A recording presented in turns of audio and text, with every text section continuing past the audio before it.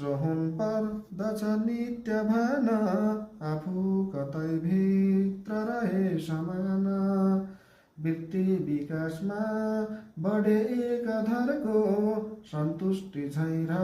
नहुँदैन अर्को सङ्गत भएका दिन सम्झना छन्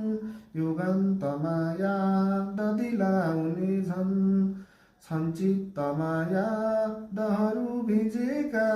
सम्झाउने तस्बिर छन् खिचेका सम्बन्ध डोरी बलियो विशेष लेखान्तले हो कि भएको भेट कर्तव्यमा लाग्नु बुझेर धर्म गर्नु सधैँ नित्य खटेर कर्म फर्कन्न होला पर घर किएको धेर सम्झना भित्र छ कोरिएको छन् याद ती तस्बिरमा तथापि धेरै कुरा बोल्न यो दिल छ काफी जस्तो छ संसार चलायमान उस्तै छ यो जीवनको उडान सारा बेथाहर छ तुरुन्त नै जो सञ्जीवनी सम्झन योग्य नै हो खोजी गरेका सब पाइँदैनन् जे पाइए ती चिज चाहिँदैनन् यो जिन्दगानी पनि भार नै हो साझा बिसाउने प्रिय मान्छे नै हो पैसा प्रतिष्ठा सब स्वप्न छै हो सम्पत्ति ठुलो साथी सङ्गी नै हो बेला र मौका भय पर्खिँदैनन्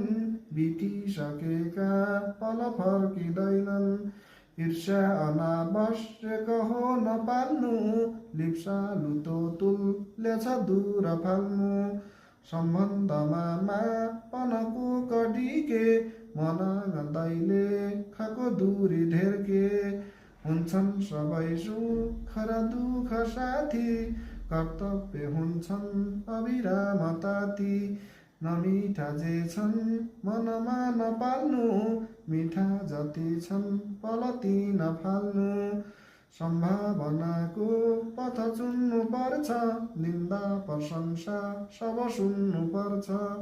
बाधा तगारा सित जुझ्नु पर्छ भोगी पनि जीवन बुझ्नु पर्छ